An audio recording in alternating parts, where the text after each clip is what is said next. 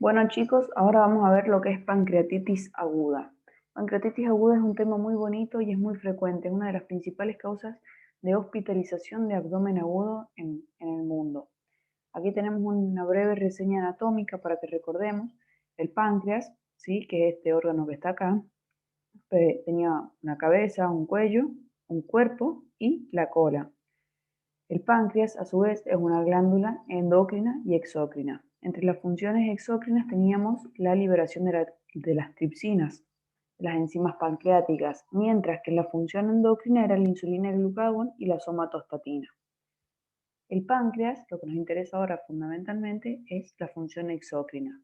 El páncreas, para desarrollar su función exócrina, lo que hace es, a través de un conducto principal, del conducto pancreático, o conducto de Wilson, libera hacia el duodeno, hacia la luz intestinal, lo que es todas las enzimas pancreáticas, todas sus secreciones. Bien.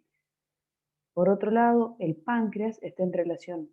El páncreas es un órgano retroperitoneal, por lo tanto, para llegar al páncreas nosotros tenemos que atravesar la transcavidad de los epiplones.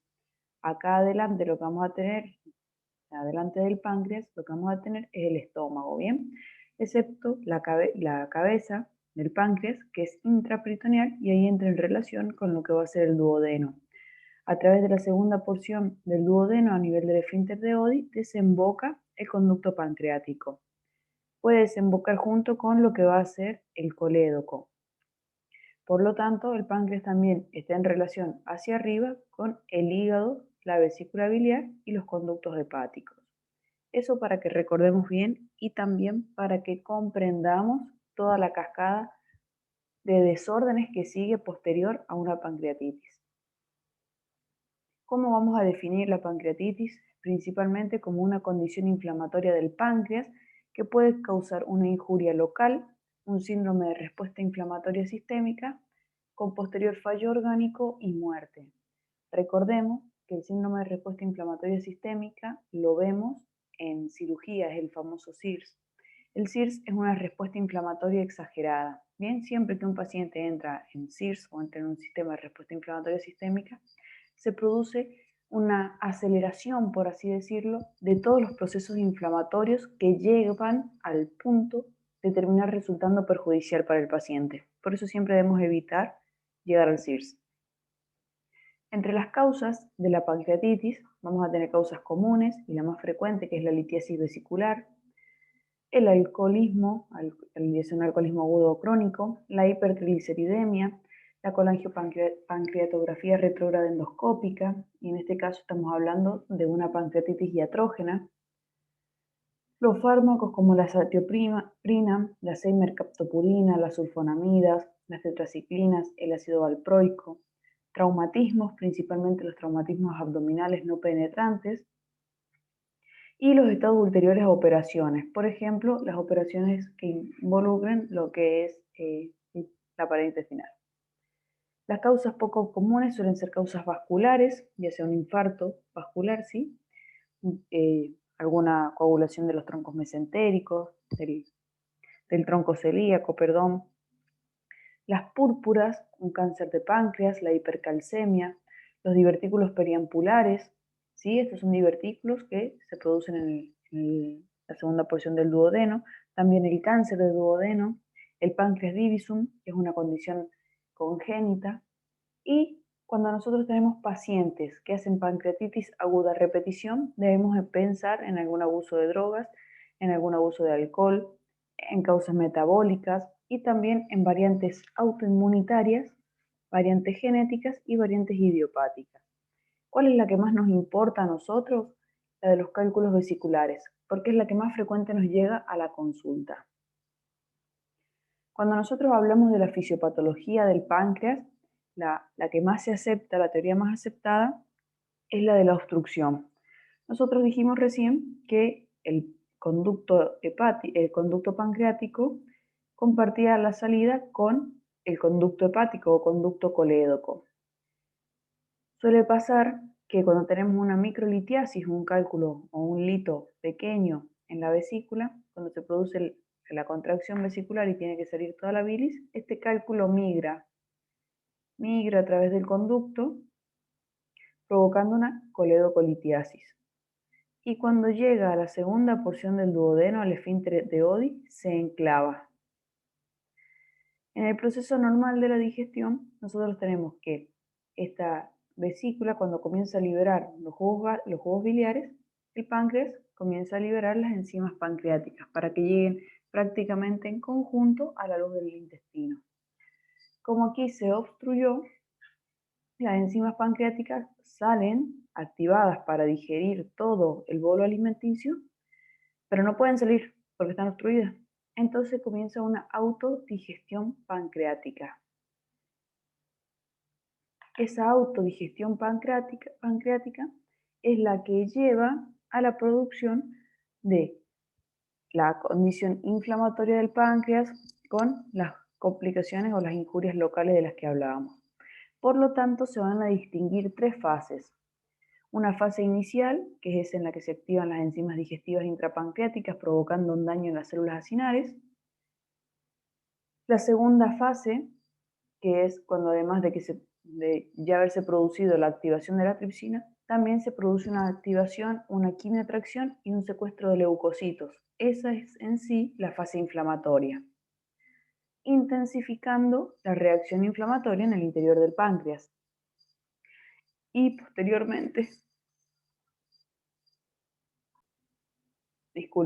posteriormente tenemos la tercera fase, que es aquella que se da luego de que todas estas enzimas proteolíticas, la quimiotripsina, la migración de los leucocitos, la liberación de citocinas, etc., comience a excitar otras enzimas como la elastasa y la fosfolipasa, aumentando aún más el proceso inflamatorio. Comienza con la digestión de la membrana celular de la glándula, causando proteólisis, edema, hemorragia intersticial, daño vascular y las necrosis. Por eso la pancreatitis tiene sus distintas fases. Tenemos la pancreatitis aguda, que luego se complica con el edema, que es lo que vemos en los estudios de imagen. Posteriormente, cuando tenemos la formación de un pseudoquiste, y también la posterior necrosis grasa o necrosis coagulativa de la pancreatitis, la última fase. Esto es muy importante que lo sepamos porque de acá es de donde sale todo lo que después nos da como complicación cuando nosotros vamos a estudiar los criterios de gravedad. Cuando nosotros hablamos de los criterios de gravedad o de las complicaciones pancreáticas, uno de los criterios menciona un secuestro de líquidos. ¿Qué pasa? Durante la pancreatitis aguda, durante el proceso inflamatorio, se produce la formación de un tercer espacio. Ustedes habrán escuchado hablar de la formación de este tercer espacio que además produce un secuestro de líquidos. O sea, nosotros tenemos un espacio intracelular, un espacio extracelular y de repente en este proceso inflamatorio aparece un tercer espacio. Es un espacio virtual pero que comienza a llenarse de líquido. Si todo el líquido se está yendo hacia ese espacio, ¿qué va a pasar con la volemia? Disminuye. Por lo tanto tenemos una hemoconcentración. Tenemos una hemoconcentración y un paciente deshidratado. La deshidratación siempre lleva a un fallo renal, lleva a un fallo circulatorio.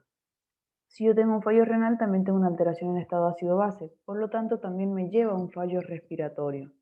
De ahí la importancia de conocer las complicaciones que se dan en la pancreatitis. La pancreatitis aguda, ¿por qué lleva a esta formación del tercer espacio? Porque está asociada con un aumento de la permeabilidad vascular. Por lo tanto, se produce un pasaje de líquidos y de proteínas a los tejidos. Este es el famoso síndrome de fuga vascular. Cuando la liberación de enzimas, las citoquinas inflamatorias, el síndrome vascular son masivos, se da esta formación de tercer espacio de la que les hablaba, llevando a la disfunción de los órganos, el fallo renal o circulatorio por la hemoconcentración, la depresión cardíaca, disminución del tono vascular, un fallo respiratorio multifactorial, que además, como hay una traslocación de líquido, se produce también derrame pleural, se producen colecciones abdominales, se produce el síndrome de distrés respiratorio del adulto por el edema alveolar. Y esta misma formación de tercer espacio, fallo orgánico múltiple, entre comillas, lleva a un proceso que se denomina translocación bacteriana. La translocación bacteriana significa que Nosotros en el tubo digestivo tenemos bacterias, que son la flora intestinal normal. Bueno, como se produjo un aumento de la permeabilidad vascular, estas bacterias que estaban en la luz, ¿qué hacen? Salen, provocando la translocación bacteriana y a su vez, en el peor de los casos, llevando a una peritonitis, por ejemplo. Y es por eso que cuando nosotros buscamos las complicaciones que puede dar una pancreatitis aguda, vamos a encontrar las colecciones agudas de fluido peripancreático, los pseudoquistes, las colecciones necróticas, las obstrucciones a las salidas gástricas porque se produce una fibrosis en la segunda porción del duodeno que termina obstruyendo el píloro, perdón. Y finalmente tenemos lo que es el fallo orgánico, las necrosis colónicas, respiratorias, las fallas renales y las fallas circulatorias. El diagnóstico lo vamos a hacer apoyado en 3 pilares, ¿sí? Por un lado la clínica, por otro lado el laboratorio y finalmente las imágenes. ¿Cómo hago diagnóstico de pancreatitis? Con 2 de 3. 2 criterios, independientemente de los que sean, pero que se cumplan 2 de los 3 necesarios. El dolor, nosotros sabemos que es un dolor que se localiza en epigastrio, que se irradia hacia atrás en forma de hemicinturones, irradiado hacia la izquierda. También se irradia hacia la espalda, comienza de forma súbita, generalmente después de una ingesta de colecistoquinéticos. El paciente suele estar comiéndose un asado y de repente comienza con un vómito en chorro de tipo alimenticio, lo que come vomita, con un dolor intenso, y es un paciente que está cursando una pancreatitis. Y también va a tener distensión abdominal. Y esto es muy importante porque en cirugía, por ejemplo, preguntan si el paciente con pancreatitis aguda cursa con hilio intestinal o no. Bien, el paciente con pancreatitis, según la fase en la que ustedes los vean, va a tener hilio intestinal o no, o sea, parálisis o no. Si nosotros lo vemos al inicio, el paciente no va a tener hilio, porque todavía el páncreas no ha afectado al peritoneo como para darme una afectación y provocar una paresia intestinal, porque el hilio se produce por irritación del peritoneo. Entonces, en la fase inicial, si el paciente acaba de comenzar con la pancreatitis, yo voy a tener ruidos hidroaéreos positivos. ¿Dónde va a estar el problema? Que con la evolución del paciente, cuando ya llamamos a cirugía, el paciente tiene hilio paralítico. ¿Por qué? Porque el paciente se está complicando y ya tiene una afectación peritoneal. Y esto, para que lo recuerden también, y les va a servir para cirugía cuando estén rotando, en una pancreatitis aguda, al último profesional que se llama es al cirujano, porque la pancreatitis aguda es una causa de abdomen médico, un abdomen agudo médico. Ahora bien, ¿es por una obstrucción vesicular? Perfecto. La coledocolitiasis se opera, pero después de haber resuelto la pancreatitis. Ahora, si nosotros tenemos una urgencia, ahí sí llamamos al cirujano. El paciente, además de presentar la triada clásica del dolor, las náuseas, los vómitos y la distensión abdominal, también puede estar cursando con fiebre, si en el caso de que haya alguna translocación bacteriana, con taquicardia, taquipnea, derrame pleural. En los últimos casos, ictericia, hipotensión, shock y los famosos signos de Cullen y de Gray-Turner. Estos signos de Cullen y Gray-Turner aparecen en menos del 1%, pero aparte no es frecuente verlos. O sea, ustedes van a tener un paciente internado un mes por pancreatitis y puede que no llegue nunca a desarrollar este tipo de equimosis. Bien, así que no esperen encontrarlo para hacer diagnóstico. Es muy raro, el paciente tiene que estar muy complicado, con muchos días de evolución, para llegar a esa parte del cuadro clínico. Siempre que nosotros tengamos un dolor intenso, agudo, abdominal, de hipogastrio irradiado, debemos pensar en pancreatitis aguda. Nuestro diagnóstico sindrómico es abdomen agudo. Entre los diagnósticos diferenciales, pancreatitis aguda. ¿Cómo lo confirmamos? Con 2 de los 3 criterios. Bien, el dolor, el incremento de 3 veces o más el valor de la amilasa o de la lipasa sérica, y los signos confirmatorios de pancreatitis aguda en imagen. No está recomendado al inicio realizar una tomografía, bien, porque todavía no se han producido los cambios tomográficos necesarios. Ahora, si llega el paciente, hola doctora, vengo porque tengo un dolor aquí que se me irradia hacia atrás, y tengo vómitos hace 2 días, bueno, sí hago una ecografía de entrada, pero sí una tomografía de entrada, perdón. Pero si algo como, doctora, ¿sabe qué? Me acaba de dar el dolor y le hago una ecografía en todo caso, para ver si hay alguna inflamación, si hay algún líquido libre en cavidad, etcétera. Pero si no, la tomografía lo ideal es esperar 48 horas. ¿Qué espero encontrar en un hemograma de un paciente con pancreatitis? Una leucocitosis, una elevación de la GTP, o de la GPT, de la bilirrubina, de la fosfatasa alcalina, de la GGT, de la GOT. Hay disminución del calcio, bien. Y también tenemos los niveles, la elevación de los niveles séricos de las enzimas pancreáticas, fundamentalmente la amilasa y la lipasa. La lipasa siempre es el más específico. Podemos encontrar el péptido activador del tripsinógeno, pero ese no disponemos en nuestro medio. Y aquí están los famosos estudios por imagen.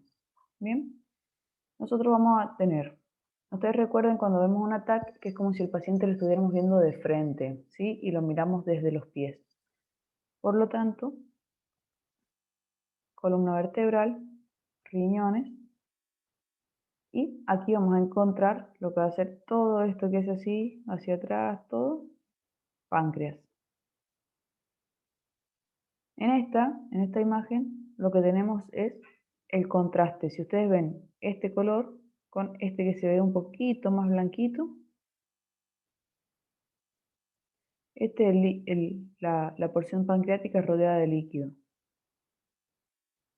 En la otra imagen vemos nuevamente todo esto más oscurito así, más denso, es líquido.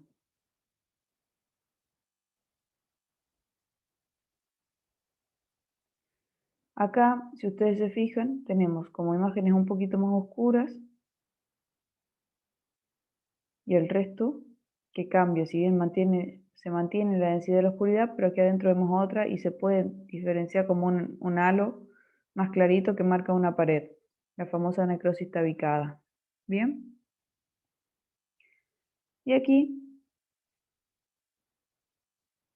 el pseudoquiste, una colección líquida dentro de paredes definidas.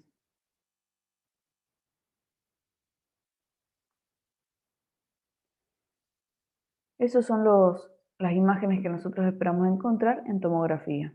¿Cómo nos va a resultar siempre más fácil hacer diagnóstico de pancreatitis? Con la clínica y el laboratorio. Entonces, nosotros tenemos que definir, nosotros ya hicimos diagnóstico de nuestro paciente con pancreatitis aguda. Ajá, listo. Mi paciente tiene pancreatitis aguda. Es necesario que nosotros sepamos dos cosas. ¿Mi paciente se va a complicar o no se va a complicar? Pregunta 1. Y la otra, ¿qué tan complicado está? Nosotros vamos a distinguir dos fases. Una fase temprana, que es la que ocurre en las primeras 2 semanas, que es donde se produce la respuesta del huésped al daño pancreático, ¿sí? Tenemos activación de citocinas, el CIRS, la falla orgánica, pero se resuelve en 48 horas. Listo, esto es una pancreatitis aguda leve en fase temprana. Ahora bien, pasan las 2 semanas, mi paciente sigue con pancreatitis aguda, pero persisten los signos de inflamación sistémica, existen las complicaciones locales y cuando mi paciente entra en CIRS, tenemos más de 48 horas sin resolver. Ahí estamos hablando de una pancreatitis aguda grave. Fundamental saber esto, que el tratamiento de la pancreatitis aguda comienza apenas nosotros la diagnosticamos. Lo primero que vamos a hacer con un paciente con pancreatitis aguda es suspender todo por boca. ¿Qué significa esto? Que el paciente entra en un reposo intestinal o en un reposo pancreático que se llama. Nuestro paciente no puede comer más nada. Vamos a darle un antibiótico, un analgésico para el dolor, perdón. El analgésico es ketorolac. Ingresa a nuestro paciente, esto anótenlo porque es importante y es pregunta en algún momento de sus vidas, va a ser pregunta y también va a ser la respuesta a varios de sus tratamientos. Me ingresa el paciente, hago el diagnóstico pancreatitis aguda, lo primero que hago es colocarle una vía periférica, ¿sí? Con solución fisiológica o solución glucosada. Suele ser mejor el glucosado porque es el que tiende a expandir más, el Ringer lactato, el que produce una expansión del volumen y es una expansión del volumen sostenida en el tiempo. Bien.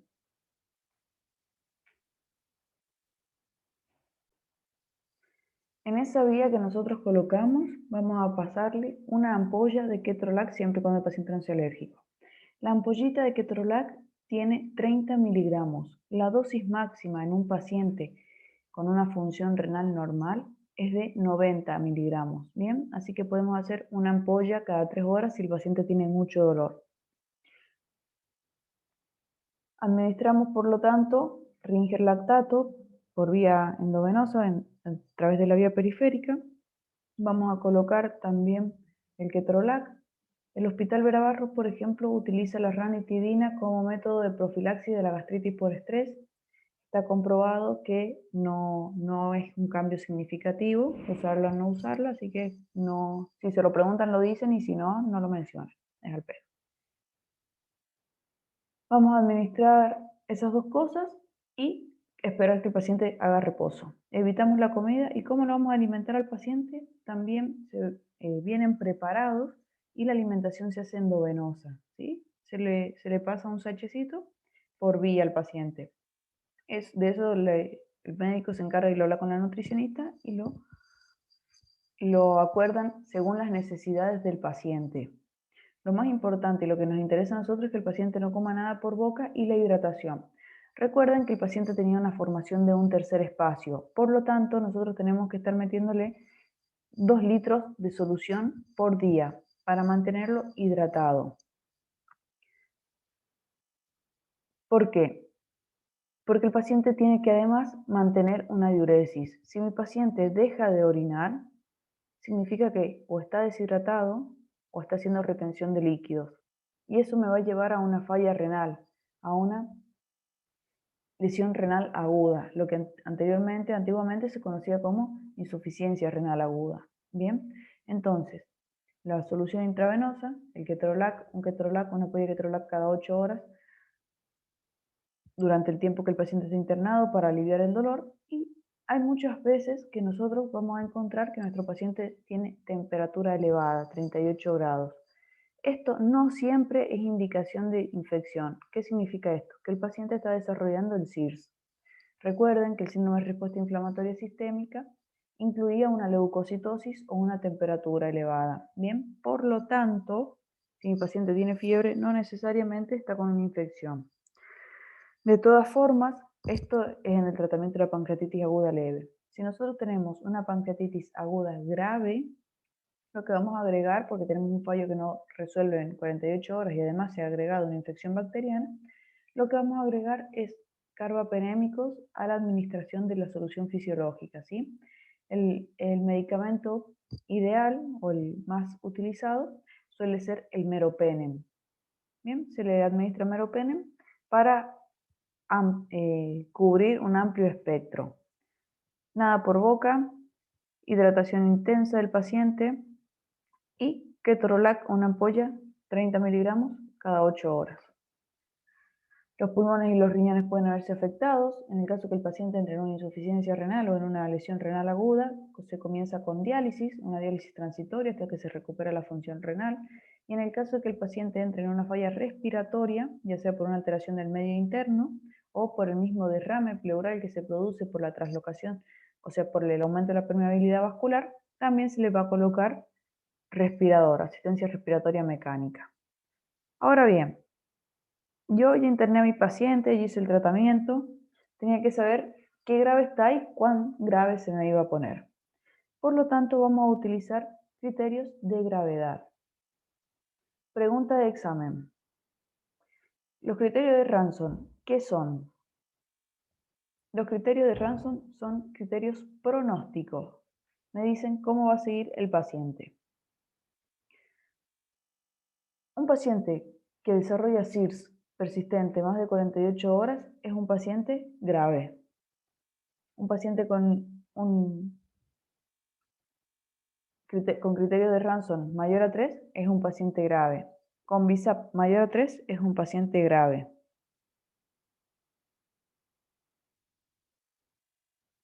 Entonces, vamos a los criterios de SIRS. ¿Cuáles son? frecuencia cardíaca mayor a 90, o sea, un paciente con taquicardia. La temperatura que puede estar el paciente cursando con una hipotermia menor a 36 o con fiebre mayor a 38. Recuerden que la fiebre y la leucocitosis era por el mismo SIRS, o sea que podemos tener una leucopenia menor a 4000 o leucocitosis mayor a 12000. Frecuencia respiratoria mayor a 20 o una presión de dióxido de carbono menor a 32. Esos van a ser los criterios de SIRS que me van a decir a mí si mi paciente está grave en el momento del ingreso o no. O sea, si es un paciente que tiene una pancreatitis aguda leve o si es una pancreatitis aguda grave. Por otro lado, los criterios de Ranson, que son al ingreso, la edad mayor a 55 años, leucocitosis mayor a 16.000, una glucosa mayor a 200, una LDH mayor a 350 y un aspartato mayor a 250. Dentro de las primeras 48 horas vamos a controlar si existe una disminución del hematocrito mayor al 10%. ¿Qué significa la disminución del hematocrito? Una hemoconcentración. Dijimos que la hemoconcentración era un signo de gravedad. Un aumento del nitrógeno ureico en sangre. ¿Esto de qué nos habla? De un fallo renal. Un calcio menor a 8 miligramos por decilitro, una hipocalcemia. Una presión de oxígeno menor a 60, estamos hablando de una falla respiratoria, un déficit de base mayor a 4.000 equivalentes. Esto es el resumen de la alteración del estado de ácido-base del paciente.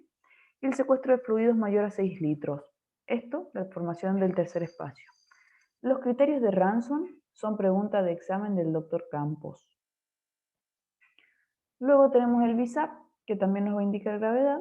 Cuando tenemos un BUN mayor a 25, o la urea mayor a 54, la alteración del estado mental, más de 2 DIRS, y una edad mayor a 60 años y que se acompañe de derrame pleural. Todos estos son criterios que son criterios pronósticos de la gravedad. Ah, mi paciente está grave. Ah, no, no está grave. Tranca, en dos semanas sale. En cuanto a los signos radiológicos, vamos a utilizar el sistema de Baltasar, que hablan. Primero, si tenemos un páncreas normal, es un estadio A. Un páncreas aumentado de tamaño ya es un estadio B, una rarefacción de grasa peripancreática en estadio C, la presencia de una colección peripancreática es D y la presencia de más de una colección es E. D y E ya me están hablando de que tenemos gravedad, ¿bien? Porque tenemos colecciones peripancreáticas. Las colecciones peripancreáticas suelen ser abscesos. A los abscesos es muy difícil llegar con los medicamentos porque un absceso no tiene vasos sanguíneos. Entonces, ¿cómo puedo llegar al centro del absceso? No tengo forma. ¿Bien? Requiere cirugía. Para utilizar el CT Score, lo que vamos a hacer es sumar los puntos. Vamos a sumar los puntos del sistema de Baltasar, según el estadio en el que se encuentra, y además los grados de necrosis pancreática. Bien, si no hay necrosis, un 0, si hay del 0 al 30% 2, del 30 al 54 o más del 50% 6. Por ejemplo, tenemos un estadio E de Baltasar más una necrosis pancreática mayor al 50%, son 6 más 4. 6 más 4, 10. Este paciente está súper mal, porque cuando es mayor a 5 ya nos está hablando de gravedad. ¿Sí? Es un tema muy lindo, pancreatitis, y es muy importante saberlo porque es uno de los más frecuentes y es la causa más frecuente de abdomen agudo médico.